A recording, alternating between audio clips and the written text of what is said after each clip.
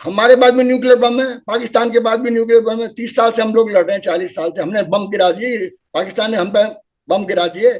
Proxy वार चल रही है। अब इसको भी नूरा कुश्ती समझो। बम गिराएगा तभी रियल बैटल होगी। जब हम बम नहीं, गिराएंगे, जब वो तो नष्ट हो अगर जाएगा, उड़ जाएगा हवा परमाणु में। ईरान परमाणु शक्ति बनने की कोशिश कर रहा है और इजराइल उसका दुश्मन है, तो उसके न्यूक्लियर सेटअप पे तो वो बम गिरा सकता था अभी। अजय नहीं गिरा सकता, ऐसे नहीं गिरा सकता यार, क्या बात आप कर रहे हो। नहीं गिरा सकता, इतना आसान नहीं है। इतना आसान होता तो फिर युद्ध हो जाएगा भयंकर, चीन भी गिरा देगा उसके ऊपर, रूस गिरा देगा उसके ऊपर सीधा। क्या समझ रहे, वर्ल्ड वार छिड़ जाएगी। ये वर्ल्ड वार से बच रहे हैं सबके सब। वर्ल्ड वार के ब्रिंक पर हैं हम लोग, यूक्रेन में भी और यहाँ भी। नमस्कार, मैं हूं श्रवण गुप्ता और आप देख रहे हैं भारत एक्स फैक्टर। इजराइल ने ईरान पर हमला कर दिया है, तो अब क्या होगा? इस मुद्दे पर बात करने के लिए आज एक बार फिर हमारे साथ मौजूद हैं विदेश मामलों के जानकार श्री प्रभात रॉय। तो चलिए सीधे बात करते हैं प्रभात रॉय जी से। सर, आपका बहुत बहुत स्वागत है। शुक्रिया। जी, तो अब क्या होगा सर? देखिए, ऐसा है कि इसकी थोड़ी बैकग्राउंड हम समझें। ये हमला क्यों हुआ और किस लिए किया गया, कि ईरान ने आखिर एकदम क्या हुआ कि एकदम इसराइल के ऊपर जबरदस्त आक्रमण किया, जिसमें 300 ड्रोन इस्तेमाल किए गए और 100 से ज्यादा मिसाइल दागे गए। ब्लास्टिक मिसाइल भी दागे गए और दूसरे मिसाइल्स भी दागे गए। जी। क्रूज मिसाइल हम जिन्हें कहते हैं ना, क्रूज मिसाइल। तो इसकी बैकग्राउंड ये है कि ये जो 7 अक्टूबर 2023 को हमास नाम का एक संगठन है गाजा पट्टी में, उसने एकदम जबरदस्त आक्रमण बोला अचानक, जिसमें 1200 इजरायली लोगों को मार डाला गया, 1200 करीब। और बहुत भीषण आक्रमण था, इजराइल संभल नहीं पाया और ये सब कारनामा अंजाम दिया। इसके बाद क्या हुआ कि इजराइल ने ये घोषणा की कि वो गाजा पट्टी में जो हमास के अड्डे हैं, हमास के लड़ाकुओं को नेस्त नाबूद कर देगा। ये इजराइल की फौज ने और नेतन्याहू ने, जो प्राइम मिनिस्टर ने, उन्होंने ऐलान किया और ये जंग शुरू हो गई। हमास की अपनी ताकत, बड़ी ताकत है और उसको ईरान का पूरा सपोर्ट मिलता रहा है। ईरान इजराइल के विरुद्ध हिजबुल्ला, जो लेबनान का एक बड़ा शिया संगठन है, उसको भी मदद देता रहा है। ये जो हमास के लोग हैं, शिया नहीं है, ये सुन्नी सुन्नी है ज्यादातर, फिलिस्तीनी, थोड़े से शिया भी हैं। दूसरा, हूतियों को वो बड़ी मदद देता रहा। हूतियों ने भी आक्रमण किया इजराइल के ऊपर। और शिया जो इराकी लड़ाके हैं, उन्होंने भी आक्रमण किया इजराइल के ऊपर। अभी क्या हुआ, एक दिन 1 अप्रैल 2024 को कि दमिश्क में जो वाणिज्य दूतावास है ईरान का, उसके ऊपर एक भीषण आक्रमण किया गया इजराइल के फौजी दस्ते द्वारा, जिसमें 2 बड़े जनरल्स को मार दिया गया। ईरान के 2 बड़े जनरल्स, जो कि रिवोल्यूशनरी गार्ड्स के बड़े बड़े जनरल्स थे, उनको मार दिया गया। एक कुदूस फोर्स है रिवोल्यूशनरी गार्ड्स की, जो इंटरनेशनली ऑपरेट करती है, और वही लेबनान के शियाओं को, हिजबुल्लाह को और हमास को और सीरिया के लड़ाकों को खासतौर से सीरिया के थ्रू मदद करती है। उसका जो अड्डा है वो सीरिया के अंदर है, ईरान का। तो ये पूरी दास्तान है। इसके बाद क्या हुआ कि ईरान के जब करीब 2 जनरल्स और 7 बड़े अधिकारी मारे गए और नागरिक भी मारे गए, 13 लोग कुल मिलाकर 1 अप्रैल 2024 को हलाक कर दिए गए। इसके प्रतिशोध में ईरान ने खुलेआम ऐलान किया, ये कोई सीक्रेट हमला नहीं था, कि हम इसका प्रतिशोध लेंगे, इसका बदला लेंगे। और उसी बदले की कार्रवाई में ये आक्रमण किया गया। और बड़ा आक्रमण था, लेकिन इतना बड़ा इसलिए नहीं हो पाया कि क्योंकि ऐलानिया था और वो लोग तैयार थे इसका मुकाबला करने के लिए। सडन नहीं था, जैसे हमास ने जो हमला किया था 7 अक्टूबर को, वो सडन आकस्मिक आक्रमण था, ये ऐलानिया आक्रमण था। तो बहुत सारी मिसाइल्स को हवा में नष्ट कर दिया गया। अमेरिका के विमानों ने भी जॉर्डन के अंदर जो उनके अड्डे हैं, उनसे उड़कर उनको नष्ट किया। तो ये एक दिन की बात है सिर्फ अभी तक। ये हमला जो है, इसका प्रतिशोध लिया किसने? ईरान ने। अब इजराइल क्या करता है, ये प्रश्न है। इजराइल ने तो शुक्रवार सुबह कर दिया आक्रमण। ये आक्रमण तो गुप्ता जी चलते रहेंगे, ये आक्रमण ईरान की तरफ से भी होते रहे हैं, अमेरिकन अड्डों पर भी होते रहे, इवन पाकिस्तान पर भी आक्रमण किया गया था ईरान द्वारा, क्योंकि पाकिस्तान को भी वो उसी लिस्ट में शामिल करता है जो प्रो अमेरिकन है। जॉर्डन के सैनिक अड्डों पर भी लड़ाके, शिया लड़ाके इराकी आक्रमण करते हैं, हमला करते हैं। तो कोई बड़े युद्ध की संभावनाएं नहीं है, इस तरह की छुटपुट लड़ाइयां चलती रहेंगी। अब बड़ा युद्ध तो जब होगा जबकि अमेरिका खुलकर मैदान में आएगा। तो क्या ये नूरा कुश्ती सर चल रहा है नहीं, क्या नूरा ईरान? कुश्ती नहीं है ये कोई नूरा कुश्ती नहीं है, ये विभत्स लड़ाई है, ये बहुत नफरत से भरी लड़ाई है। और ये आज से नहीं चल रही है, ये जब से चल रही है, जब से ये फिर इसराइल का उदय हुआ है। 30,000 लोग इसराइल मार चुका है हमास गाजा पट्टी में, और निरंतर हमास को और इनको सपोर्ट कर रहा है ईरान, हथियार दे रहा है, ड्रोन दे रहा है, पूरी मदद दे रहा है, फंडिंग दे रहा है। नहीं दे रहा क्या है? बिल्कुल। कोई नूरा वूरा कुश्ती नहीं है, इट्स रियल बैटल। अब बड़े पैमाने पे नहीं हो रही है, लेकिन इट्स रियल बैटल एक दिन बड़े बड़े पैमाने पे भी होगी। और ईरानियों की शक्ति को कम करके मत आकिए। बहुत बहुत गलत फहमी हम लोगों को कि ईरान की शक्ति बहुत कम है, बहुत शक्तिशाली हो गया है, और चीन के साथ उसका गठजोड़ हो चुका है। वो दुनिया 2 ब्लॉक्स में बट चुकी है। न्यूक्लियर बम बना रहा है ईरान, इसराइल के पास ऑलरेडी न्यूक्लियर बम है। आप सब जानते हैं इस बात को। जिस दिन चलते हैं उस दिन लगता पता, जब बड़ा युद्ध छिड़ जाता है तब लगता पता, जब कितने लोग मरते तो हैं। ईरान ने ऑलरेडी बम बना लिए हैं, न्यूक्लियर बॉम्ब। ईरान बहुत बम बनाने के निकट है, एकदम हाँ, वेरी यही नियर तो। To make nuclear bomb. नहीं तो एक चीज समझ में पूरे के नहीं पूरे आता है कि अमेरिकन को इजराइल ने ये जो टेक्नोलॉजी हमला दी। किया, इस्फान जो शहर है जहां इसके न्यूक्लियर सारे प्लांट्स हैं, मतलब न्यूक्लियर बेस कह लीजिए कुछ भी, जो ईरान का, वहां उसने अटैक नहीं किया। अरे वो अंदर अटैक करते हैं, ईरान के अंदर अटैक करते हैं, कई बार कर चुके हैं अंदर अटैक।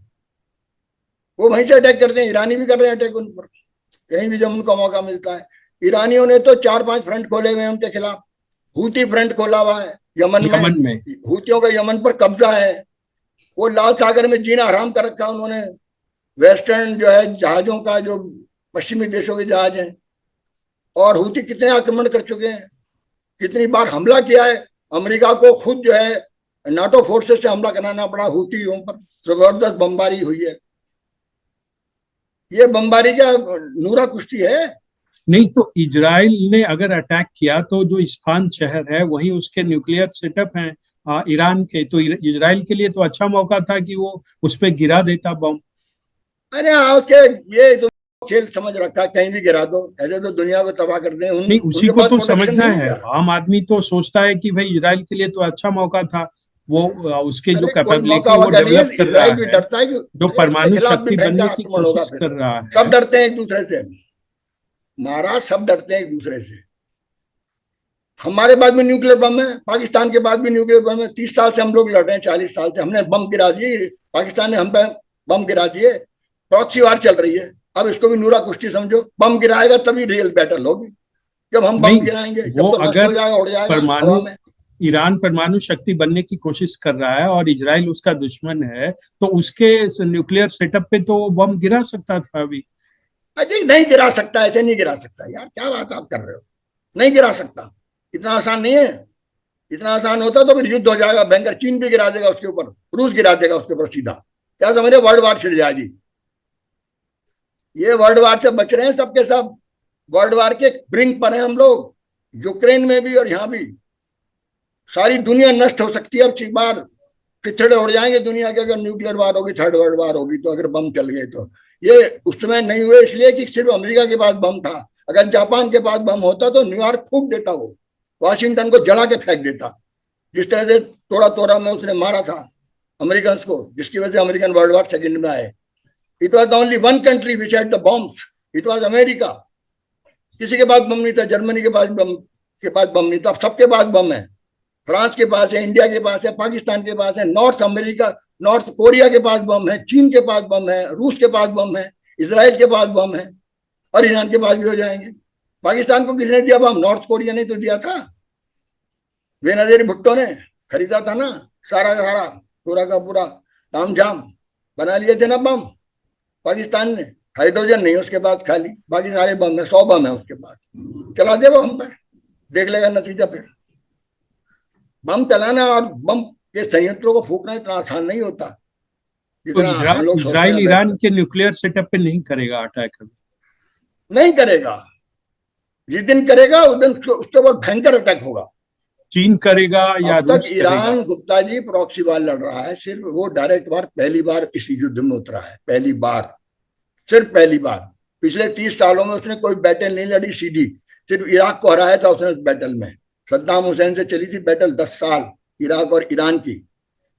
उस समय इराक जो था वो सद्दाम अमेरिका के साथ था। 10 साल चली वो। अमेरिका ने जो है थोड़े से कदम पीछे खींच लिए हैं ईरान इजराइल के इस ये जंग में। इसलिए खींचे कि अमेरिका को लग रहा है युद्ध हो सकता है बड़ा। अमेरिका किसी युद्ध में उलझना नहीं चाहता। यूक्रेन युद्ध में उसकी बुरी तरह हार हो रही है, बुरी तरह हार हो रही है। वो उससे निकलना चाहता। पहले यूक्रेन के ऊपर कितना पैसा खर्च करा अमेरिका मालूम है आपको? जरा पढ़िए आंकड़े आप। नाटो कितना, और सारा यूरोप उसके खिलाफ हो गया। गैस के दाम अभी अभी 20% बढ़ गए हैं यूरोप के अंदर। यूरोप की हालत देखिए क्या हो रही है जाकर। युद्ध लड़ना इतना आसान नहीं होता। लगता था कि ऐसे ही है, बस हो जाएगा, लेकिन हुआ क्या? पुतिन को हरा दोगे? वो जीत के कगार पर खड़ा है इस समय। यूक्रेन के अंदर जीत के कगार पर रूस खड़ा है।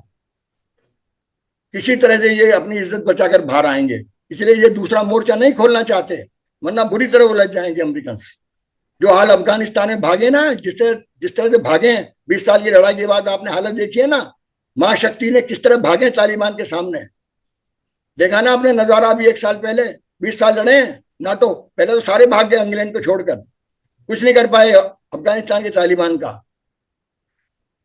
कहना बड़ा आसान है, बड़ा महाशक्ति है अरे ये तालिबान तो वो शक्ति नहीं थे। इनको तो खड़ा ही अमेरिका ने किया था और पाकिस्तान ने किया था। क्या क्या अंत हुआ? तालिबान को सौंप के चले गए ना, जिनके खिलाफ लड़ने आए थे। क्यों सौंप के चले गए? बताओ, क्यों सौंप के चले गए? इतने महाशक्ति थे तो। इसलिए महाशक्ति तो है, लेकिन सारे मोर्चे खोल नहीं सकता। पराजित हुआ अफगानिस्तान में अमेरिका, वियतनाम में पराजित हुआ है। इसलिए यूक्रेन में पराजित हो रहा है आज। जिसको कहते थे ना कि नाटो जो है वो यूक्रेन को बचा लेगा, मरवा दिया बेचारे छोटे से देश को इन्होंने, दुष्टों ने। छोटा सा देश है, खूबसूरत, वो भी आ गया इनके झांसे में। क्या हुआ यूक्रेन अंत? यूक्रेन क्या हुआ अंत? ये तो बताइए जहां क्या अंत हुआ? जी, तो अभी ऐसे ही चलेगा ईरान इजराइल के बीच में ये जंग? जब तक चलेगा, मैं बता रहा हूं, जब तक कि पैलेस्टीनियन प्रॉब्लम का एक समुचित और न्यायपूर्ण निदान नहीं हो जाता। तो अभी दोनों चुप बैठ जाएंगे, इजराइल और ईरान दोनों? ये चलता रहेगा, चलता रहेगा। इसके रूप बदल सकते हैं, कम ज्यादा हो सकता है, अटैक्स होते रहेंगे, उधर से भी होते रहेंगे। वो भी कम शक्तिशाली नहीं इजराइल भी, उसको अमेरिकन एड है पूरी की पूरी। लेकिन बिना अमेरिकन मदद के वो लड़ नहीं सकता सीधी लड़ाई ईरान से, जब तक अमेरिका नहीं आएगा। और अमेरिका भी आएगा नहीं। बिडेन ने साफ कह दिया नेतन्याहू को, कोई जरूरत नहीं हम ईरान पे हमला करने की। ये छुटपुट तो पहले भी करते रहे हमले, वो बड़ा हमला है जिसमें ईरान को रियल डैमेज हो।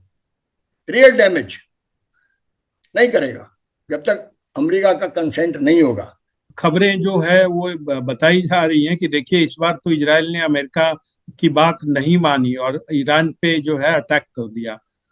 अरे ऐसे तो बहुत सारे अटैक पहले भी करता रहे। छुटपुट अटैक की बात मत कीजिए, बड़े हमले की बात कीजिए, बड़े युद्ध की बात कीजिए। सरकार, छोटे मोटे हमले रोज चलते हैं। हूती रोज हमले कर रहे हैं, वो लेबनान वाले रोज हमले कर रहे हैं, लेकिन बड़ा युद्ध नहीं है वो। बड़ा युद्ध का मतलब फुल स्केल वॉर, जैसे हमारे और पाकिस्तान के बीच हुई है 4 बार। 30 साल से प्रॉक्सी वॉर चल रही है। You will say it's a full scale war between us. चल रहे हैं, वो भेज रहे हैं जिहादी, हम मार रहे हैं उनको, फिर भेजते हैं, फिर मारते हैं। कभी हम अंदर घुस के मार देते हैं पाकिस्तान के अंदर। ये छुटपुट लड़ाइयां हैं। बड़ा युद्ध होता है जिसमें पूरी सेनाएं लड़ जाती हैं, आपस में भिड़ जाती है, जैसे यूक्रेन में हो रहा है। This is full scale war, total full scale war in Ukraine, जो नाटो के और रूस के बीच चल रही है। यूक्रेन तो ना लड़ रहा है, मैं नाटो लड़ रहा हूं। यूक्रेन की लेकिन क्या ईरान बिचारेगी? अगर मान लीजिए थोड़े दिनों में वो बॉम्ब बना लेता है, न्यूक्लियर बॉम्ब, तो फिर क्या स्थिति होगी इजराइल के लिए? ऐसे क्या दुनिया को उड़ा देगा वो? उसे अपनी फिक्र नहीं है। सबके पास बम है। जब सबके पास बम होते हैं तो बम चलते नहीं है। इसलिए चल गए सेकेंड वर्ल्ड वॉर में। किसी के पास, जापान के पास नहीं था। बहुत सोच के चलाना पड़ता है। बम इतनी आसानी से नहीं चलेंगे। 12 बार ये पृथ्वी नष्ट की जा सकती है अणु बमों से। 12 बार, 15 बार, 20 बार इतने बम है दुनिया के पास। This planet can be destroyed 20 times. जिसे आप छोटा सा प्लेनेट कहते हैं जो बिंदु की तरह दिखता है, बम है बस, ठीक है। जिस दिन बम चलेंगे दुनिया ध्वस्त हो जाएगी। अकेला चलाएगा कोई? एक दिन में मार देगा, दूसरे देश को खत्म कर देगा क्या? अरे एक हिस्से को ही तो खत्म करेगा। भूल हम्म। जाइए, कभी न्यूक्लियर बमों का इस्तेमाल नहीं होगा। होगा जिस दिन, तो उस दिन नहीं, दुनिया नहीं रहेगी। कहते हैं ना, कयामत आ गई, खत्म, विध्वंस, टोटल विध्वंस। इतना बम है हमारे पास, दुनिया के पास, विभिन्न देशों के पास। अमेरिका के पास कितने बम समझ रहे हैं आप? हजारों बम है। रूस के पास उससे 5,000 अणु बम है रूस के पास। चीन के पास करीब 3,000 है। 500 तो हमारे पास ही है, इंडिया के पास। पाकिस्तान जरा सा चुहा सा देश है, 100 बम लिए बैठा है, न्यूक्लियर बम, हंड्रेड्स। कोरिया छोटा सा, कितने बम है अंदाजा नहीं लगा सकते आप। कितने बड़े बड़े ब्लास्टिक मिसाइल, वो अमेरिका को फूक देगा। चाहेगा जरा सा नॉर्थ अमेरिका, अगर अमेरिका ने उसको छुआ तो। वहां क्यों नहीं जाता? नॉर्थ अमेरिका को ठोक देना, दम है तो, बड़े बम वाले हैं। तो इसका इसका मतलब यही हुआ कि ये छिटपुट लड़ाई अभी इजराइल और ईरान के बीच चलेगी, और इसमें जी, कोई बड़ा युद्ध जो है होने की संभावना नहीं है, ये अभी नहीं है, आपकी कहना? जी। अभी नहीं है। जी, ठीक है। ओके। तो ये थे जी हाँ, जी, विदेश मामलों के जानकार श्री प्रभात राय। सर, आपका बहुत बहुत धन्यवाद। शुक्रिया। आपका भी धन्यवाद बातचीत के लिए।